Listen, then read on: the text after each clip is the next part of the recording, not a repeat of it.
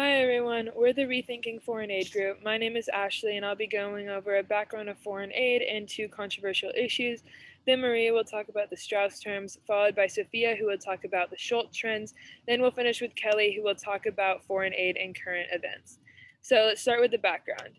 In 1850, European powers such as Britain, France, Belgium, Holland, and Germany began to provide financial assistance to their colonies in Africa, Asia, and Latin America, mainly to strengthen their colonial presence there and to provide infrastructure.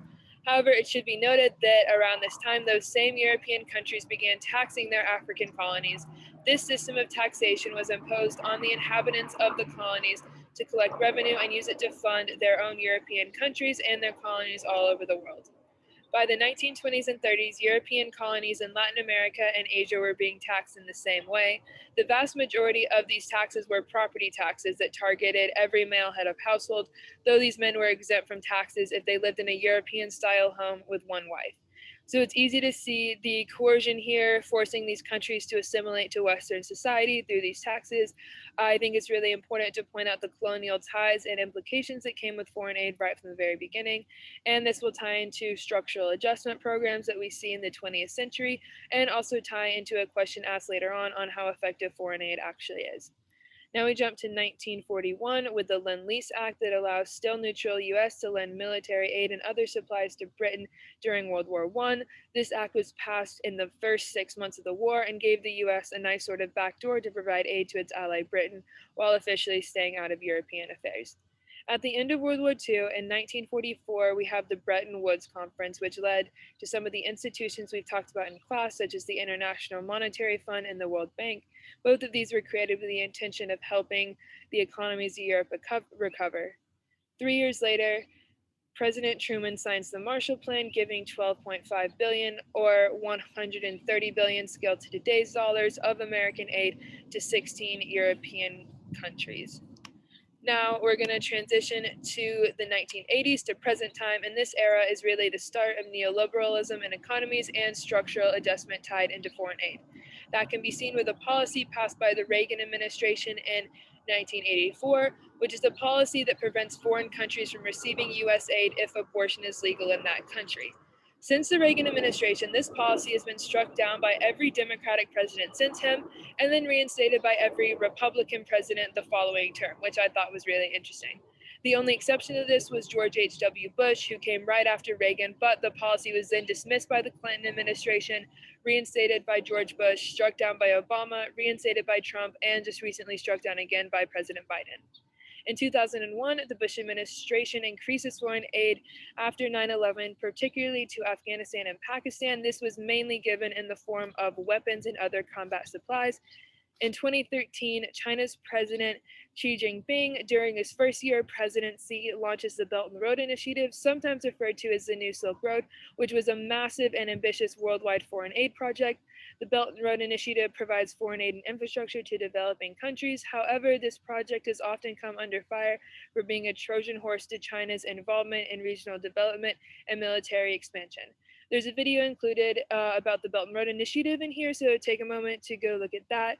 In 2016, Congress passed the Foreign Aid Transparency and Accountability Act, requiring stronger monitoring on foreign aid effectiveness, because by now the public is starting to look around and ask, how effective is foreign aid really? Where is it going? Why haven't we seen any difference? Then in 2017, the Trump administration announces plans to cut foreign aid by nearly 30% on the claims that it's not actually effective. And then this leads us into this year, present times, and something that's kind of been debated is if wealthier countries should be donating some of their coronavirus vaccines to developing countries, or if wealthier countries should focus on all of its own inhabitants before turning its eyes abroad. So that's just something to think about. Now we'll transition to the two controversial issues.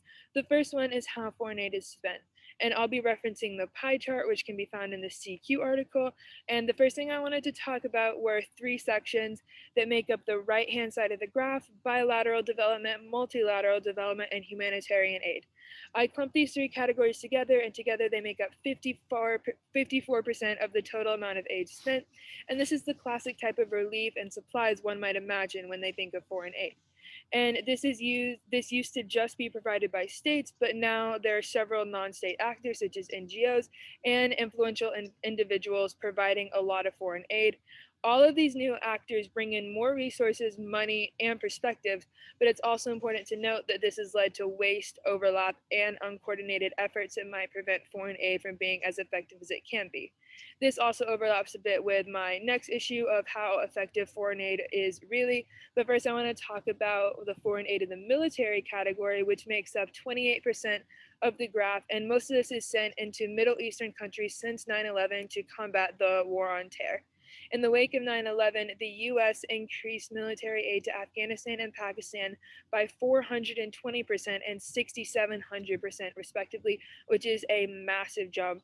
Presently, the top receivers of military aid are Israel and Egypt. This trend has also brought up the issue of the ethics of sending foreign aid to countries who commit human rights abuses. The foreign aid that we've sent in Egypt has come under fire a couple of times for that reason. Now, we're going to talk about the second controversial issue, which is how effective foreign aid is really and why we've seen little change. This issue sparks a lot of US debate. As I mentioned earlier, the Trump administration made significant cuts to foreign aid, citing that it was not effective and went into hands of corrupt leaders. And there are several ways to answer the question of why foreign aid is not as effective as it could be, and more than one of them could be correct or contribute to the larger whole of an issue. So the first one is corruption on both ends. And what this means is that the people that send the foreign aid on the US side don't have the best intentions of where that aid is going to go, and neither do the governments receiving that aid. A lot of the time, the US sends foreign aid to dictators that comply with what the US wants, and the US wants influence, eyes, and ears in that region. So they'll give aid to dictators that they know are corrupt just to keep them in power. Another idea is that there's not enough aid, and we just need to increase the amount of aid given to be able to see real change. Some people say that aid is ineffective because it's being spent in the wrong way. For example, it's been proven that providing medication to treat diseases has been more effective for a student's overall success than new textbooks or teachers. So maybe we just need to rethink the way we're providing this aid. The final idea is that the reason why aid is not as effective is because there are strings attached to this aid. This ties into the abortion policy I mentioned earlier. Also, there were structural adjustment programs mentioned in the Strauss meeting last week. These programs required countries to meet certain conditions regarding how they manage their economies and political systems to be able to receive loans from the IMF and World Bank. Ultimately, these reconditioning programs ended up hurting the economy in those countries. So it could be all the strings attached, but yeah, even so, with all of its inefficiencies, it's been proven that foreign aid does help an economy overall, but there are certainly ways one could make it more efficient and have a stronger overall impact. So now I'll pass it off to Maria, who will talk about the Strauss terms. Thank you.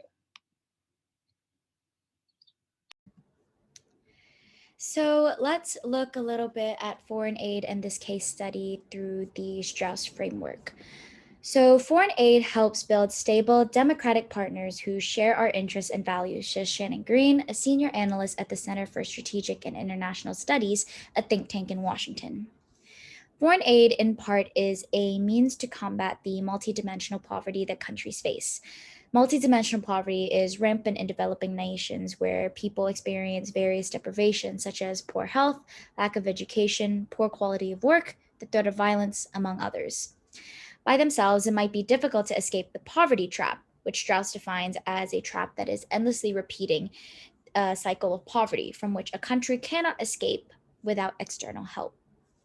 With President Trump's administration, the topic of foreign aid becomes ever an exacerbated issue, as Trump says to cut off foreign aid to countries that hate the US. Now let's look at this case study through Strauss's framework. Foreign aid acts as a facet of global government governance as it goes beyond domestic borders to aid in economic and military matters. From there, we see that $48.1 billion dollars of the federal budget is spent on foreign aid, which is roughly 1.3% of the federal budget for context. Another interaction we see from this is that Trump has proposed to cut the foreign aid budget by 30%. And in response to this, tension domestically between proprietors and opposers of foreign aid have risen dramatically. On one side, there are those who truly believe that foreign aid is a necessity for economic progress and helps deter terrorism in developing nations. On another side, people believe that foreign aid has allowed corrupt governments to take advantage of the money, losing much of the aid to fraud and abuse. In addition to this tension, Trump's proposed budget cuts have also raised the urgency for the longstanding debate about whether foreign aid and the conditions attached to it are wise. In the 1980s, many international organizations such as the World Bank and the IMF started pushing structural adjustment programs, or SAPs, which is defined as aid that would only be given should the country agree to neoliberal policies that organizations like the World Bank and other developed nations like the US believed would help reform the developing nations economically. These conditions stuck closely to the Washington Consensus, a set of neoliberal assumptions that attempted to explain why poor countries were poor and what they could do to help. This included policies favoring free trade, no government intervention, no protectionist policies, and this meant that most developing nations weren't given the ability to protect their own domestic economy through things like tariffs, which are taxes imposed on imported goods. However, these kinds of conditions were found to have little positive effects on developing nations.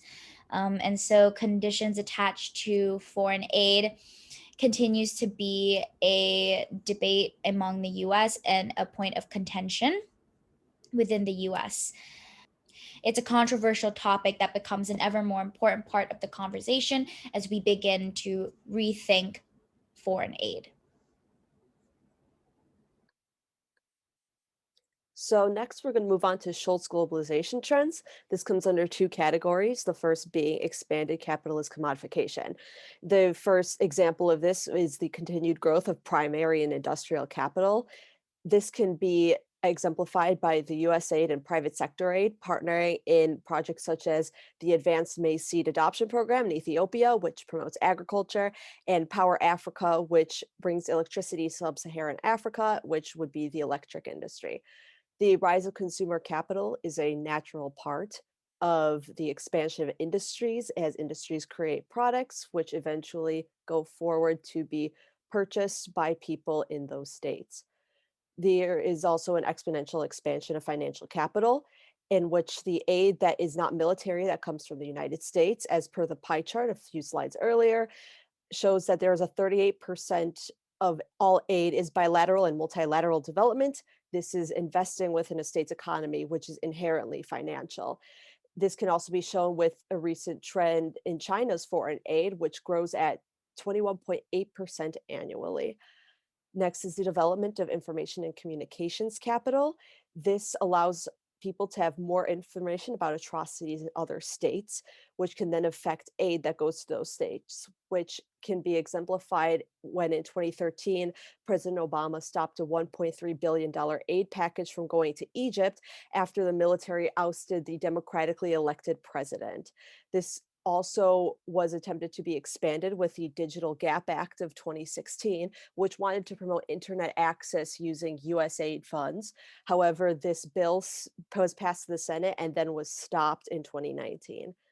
Then there's the emergence of genetic and atomic capital. This is exemplified when the United States gave $3.5 billion to Israel in military aid and $800 million to Pakistan in both economic and military aid. And they are two of the countries that hold atomic bombs within them. The growth of care capital is considered humanitarian aid because it allows for people to continue their livelihoods. And an example of this playing out in current politics is that every administration or so, there is a reigniting of a debate on whether or not to prohibit United States foreign aid to go to groups that provide abortions or discuss abortions as family planning options abroad. And this has flipped back and forth between different administrations. Next, there is the category of reorganization of surplus accumulation. This does not apply quite so much to this particular part because we would hope that aid is not for profit. However, there is times where there is private aid being funded. The creation of profit enhancing offshore arrangements. This has mostly helped wealthy people, the heads of corporations, put their money into banks, and that actually allows for the states themselves to be strengthened by having more money within their banks. Not really a way that we might think that aid might go, but this is something that is happening. Next is the proliferation of trans world corporate networks. And an example of this could be large corporations opening a branch office in a certain state. And then this way, it will inherently help invest in the economy by paying taxes in this area. There are also large waves of mergers and acquisitions. And if countries were to give development aid to create businesses, then this could be thought of as a potential reason to be a part of an acquisition later on in the business's life span. And lastly, the rise of global oligopolies, which is similar to mergers and acquisitions. Global oligopolies come from corporate buyouts of smaller businesses.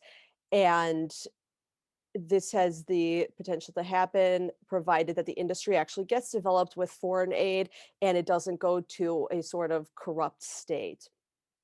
The last three of these points can really be shown by Yun Sun of the Brookings Institute, who quoted that Chinese aid projects create access to Africa's natural resources and local markets, business opportunities for Chinese companies, and employment for Chinese laborers. In this matter, the Chinese government giving foreign aid to countries in Africa allows for corporate networks to be created, as there are business opportunities now for Chinese companies in these countries, as well as integrating Chinese workers into these economies, meaning that there's sort of trans world corporate aspect of production ends up being increased.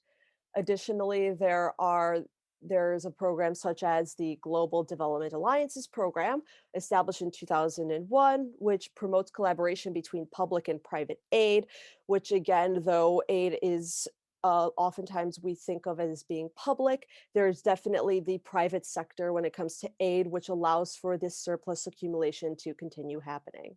Hey, my name is Kelly, and I'm going to be presenting in the current events update section.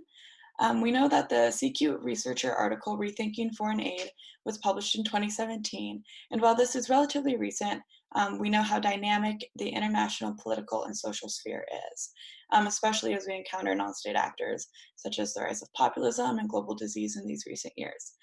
This section is going to be an updated analysis of foreign aid and the current landscape.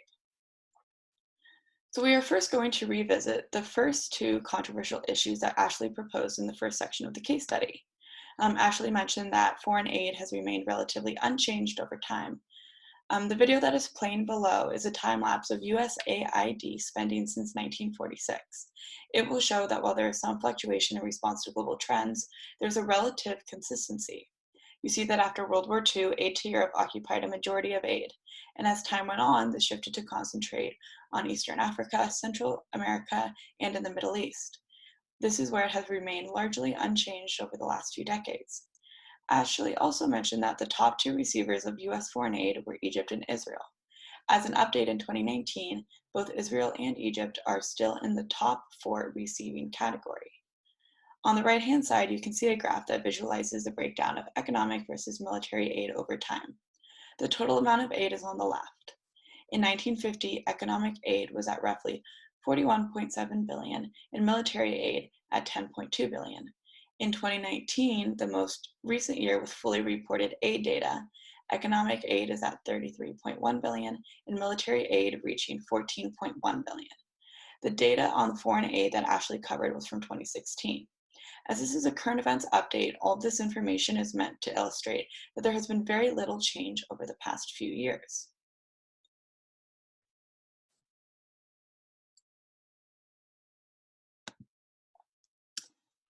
Now, we do not want this presentation to be centric to the United States. However, we thought we would briefly cover some of the current domestic trends. The most obvious is the change in administration between former President Trump to current President Biden. While Trump employed an America First rhetoric and constantly advocated for country foreign aid, Biden and Secretary of State Blinken have made promises to increase foreign aid and attempt to restore relations with other nations. So far in office, Biden has restricted the abortion restriction on foreign aid that Ashley mentioned earlier. These two quotes are meant to highlight that difference. A second trend that has dramatically altered foreign aid over the past year is a non-state actor, the COVID-19 pandemic. In the fiscal year 2020 budget, the United States allocated over $11 billion in global health. This is roughly 30% of the total foreign aid budget. In addition, Congress authorized billions of dollars in emergency supplemental global health aid to combat the coronavirus. However, the pandemic has shed light on the reality of global health aid. The global north spent billions, and in some cases trillions of dollars to combat the coronavirus domestically, while many countries in the global south did not have access to the same financial resources. In the United States, over $2.4 billion was passed by Congress for emergency global health aid, and many other countries ramped up foreign aid as well. While some view this as a more altruistic trend in foreign aid, as seeing global health as a public good, others are concerned that there are ulterior motives. So lastly, we are going to look at 4 different instances of how foreign aid and current events intersect. First is the United Kingdom's foreign aid contributions to Venezuela. In 2019, the United Kingdom pledged £44.5 million to be delivered as humanitarian aid to the people of Venezuela.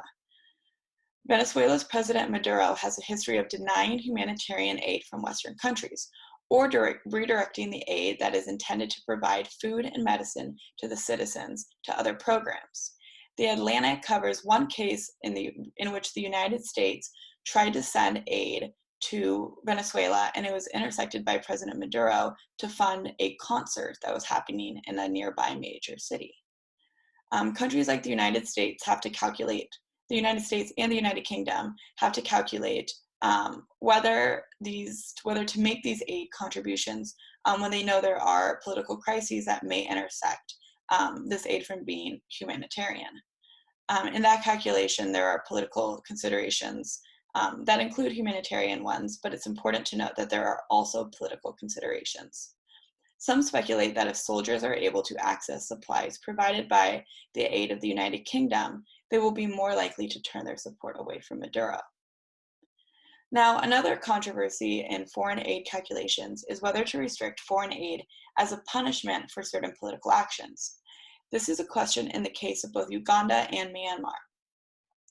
Uganda just held an election on January 14th that resulted in the re-election of President Museveni, who has been in power since 1986. Uganda's main opposition leader, Bobi Wine, reports widespread voter fraud, intimidation tactics used against him and his family, and the passing of undemocratic voting laws as the reason for his loss. Many argue that the United States should rescind foreign aid to Museveni's Uganda until they address the opposition's claims.